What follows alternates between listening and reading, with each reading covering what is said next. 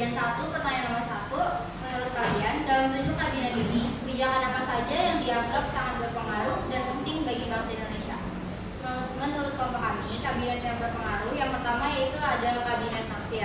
Kabinet ini berhasil mengupayakan terjadinya perundingan antara Indonesia dan Belanda untuk membahas masalah Irian Barat. Kabinet ini juga berhasil menjalankan gerakan Banteng, yakni gerakan nasional untuk mengubah struktur ekonomi nasional. Yang kedua itu ada kabinet Juanda. Kabinet Juanda dianggap sebagai kabinet yang berpengaruh dan penting karena berhasil mengeluarkan kebijakan pemerintah untuk memindahkan ibu kota negara dari Jakarta ke Palangkaraya pada 1957 dan pada kebijakan pemerintah juga untuk memperkuat dan mempertahankan wilayah Indonesia, seperti dengan membentuk Operasi Trikora pada 1961 untuk merebut Irian Barat dari Belanda. Yang ketiga ada Kabinet Wilopo. Kabinet ini berhasil mempersiapkan dan melaksanakan pemilihan umum pertama di Indonesia. Selain itu, kabinet ini juga berhasil menyelesaikan masalah Irian Barat dengan menandatangani Perjanjian New York pada tahun 1962. Bagian 1 nomor 2. Kira-kira apa yang membuat seringnya terjadi pergantian kabinet pada masa demokrasi liberal? Jawabannya, di masa demokrasi liberal atau parlementer memang kerap terjadi pergantian kabinet. Hal ini dipicu oleh sistem multipartai yang menimbulkan persaingan antar golongan. Akibatnya, masa kerja setiap kabinet hanya mampu bertahan seumur jagung, setidaknya selama 9 tahun masa demokrasi liberal. Indonesia telah mengalami 7 kali pergantian kabinet. Kondisi ini kemudian menyebabkan ketidakstabilan politik di Indonesia. Bagian 2, soal nomor 1. Apa sih yang dimaksud dengan sistem multipartai? Cobalah identifikasi sistem multipartai pada masa demokrasi liberal dengan masa reformasi. Jawab. Sistem multipartai adalah sebuah sistem yang terdiri atas berbagai partai politik. Sistem ini tidak memiliki satu partai yang cukup kuat untuk membentuk pemerintahan sendiri, sehingga terpaksa membentuk koalisi dengan partai lain. Oleh karena itu, sistem multipartai mencerminkan adanya lebih dari 2 partai yang dominan. Sistem multipartai pada masa demokrasi liberal dan masa reformasi memiliki beberapa perbedaan penting. Yang pertama pada masa demokrasi liberal, yaitu awal kemerdekaan hingga era Orde Baru. Yaitu 1, terdapat banyak partai politik yang aktif dengan beragam ideologi. Kedua, pemilu pada awal kemerdekaan seringkali berlangsung kompetitif dengan partai-partai yang mewakili berbagai spektrum ideologi. Ketiga, beberapa partai politik dominan antara lain PNI, Masyumi, dan Partai Komunis Indonesia atau PKI. Yang keempat, sistem partai-partai ini cenderung lebih terfragmentasi dengan beberapa partai besar yang bersaing. 2. Masa reformasi atau pasca Orde Baru. Yang pertama, reformasi tahun 1998 setelah jatuhnya rezim Orde Baru membawa perubahan signifikan dalam politik Indonesia. Yang kedua, sistem multipartai menjadi lebih terdiversifikasi dengan berdirinya berbagai partai baru. Yang ketiga, partai-partai Islam seperti PKS dan PAN mendapatkan pengaruh yang lebih besar. Yang keempat, pemilu menjadi lebih terbuka dan kompetitif dengan pemilihan langsung presiden. Bagian 3, identifikasi perbandingan pemilu tahun 1955 dengan tahun 2019. Yang pertama, konteks dan kepanikan politik. Pemilu 1955 di Indonesia merupakan pemilu pertama setelah kemerdekaan pada tahun 1945. Pertikaian politik dan kepanikan saat itu terkait dengan upaya untuk membangun sistem politik yang demokratis dan menentukan bentuk negara yang tepat. Yang kedua, pemilu 2019 di Indonesia merupakan pemilu reguler yang diadakan sebagai bagian dari proses demokrasi tanpa perluasan atau perubahan konteks politik nasional yang signifikan.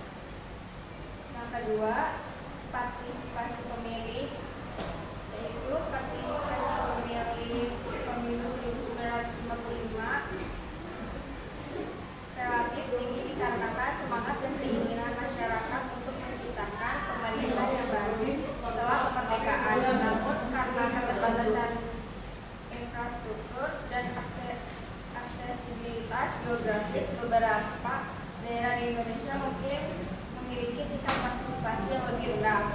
Pemilu 2019, partisipasi pemilih pada pemilu 2019 mencapai rekor tertinggi sampai saat ini dengan hampir 81% dari total pemilih terdaftar yang hadir. Yang ketiga, peraturan dan pengaturan pemilu.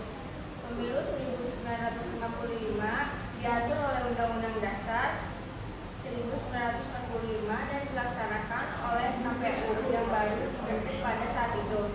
Sistem pemilu yang digunakan adalah sistem pemilihan langsung dengan hak suara terbuka. Pemilu 2019 diatur oleh Undang-Undang Pemilu tahun 2017 yang memperbarui sistem pemilihan dan pengawasan pemilu, memastikan pemerataan perwakilan dan meningkatkan kepercayaan publik. Sistem pemilu yang digunakan adalah sistem pemilihan langsung dengan hak suara tertutup. Bagian 3 nomor 2. Fakta pemilu 1955 dianggap sebagai pemilu yang paling berhasil dan adil. Saat pemilu 1955 tidak terjadi politik uang atau serangan fajar seperti yang terjadi pada masa Orde Baru. Bahkan sampai setelah reformasi, pemilu 1955 juga memperlihatkan spektrum politik Indonesia dengan diikuti oleh berbagai partai dengan beragam latar belakang ideologi. Selain itu, pemilu pada saat itu bisa digelar dalam kondisi bangsa yang baru berusia 1 dasawarsa dan tengah diliputi berbagai gejolak keamanan di dalam negeri seperti pemberontakan. Selain itu, aparat militer dan kepolisian saat itu masih diberi hak untuk memilih. Pemilu 1955 juga berlangsung aman dengan jumlah keikutsertaan pemilih yang sangat tinggi, yakni 87,66% dari 43.104.464 pemilih terdaftar. Selain itu, saat itu pemerintah membebaskan seluruh partai politik, organisasi masyarakat, hingga calon perseorangan mengikuti pemilu dari berbagai ideologi atau yang berbasis keikatan sosial, kemasyarakatan, etnis, kedaerahan hingga ras. Hal itu dibuktikan dengan Partai Nasional Indonesia atau PNI yang mengusung ideologi nasionalisme bisa bersaing dengan Majelis Syuro Muslimin Indonesia atau Masyumi dan Partai Nahdlatul Ulama NU yang mengusung ideologi Islam dan Partai Komunis Indonesia atau PKI. Bagian 3 nomor 3. Untuk memastikan pemilu yang akan diselenggarakan pada tahun 2024 nanti dapat berlangsung dengan adil dan bersih seperti pemilu 1955. Berikut adalah beberapa solusi yang dapat diterapkan. 1. Reformasi hukum dan peraturan pemilu, mengadopsi, memperbarui, atau memperkuat regulasi yang mengatur pemilu untuk memastikan integritas, transparansi, dan keadilan dalam seluruh proses pemilu. 2. Peningkatan pengawasan dan transparansi, memperkuat dan melibatkan LSM pengawas pemilu, lembaga independen, dan kelompok masyarakat sipil dalam proses pengawasan pemilu. Semakin banyak pengawas yang terlibat, semakin tinggi tingkat transparansi dan akuntabilitas dalam pemilihan. 3. Pendidikan pemilih dan kesadaran politik, melaksanakan kampanye pendidikan pemilihan yang aktif untuk meningkatkan kesadaran politik. Pemahaman tentang pentingnya pemilu dan peran pemilih dalam menjalankan tanggung jawab mereka. 4. Penggunaan teknologi, memanfaatkan teknologi modern seperti penghitungan suara elektronik, sistem pemungutan suara elektronik, dan media sosial dalam proses pemilu untuk meningkatkan efisiensi, transparansi, dan keamanan pemilihan.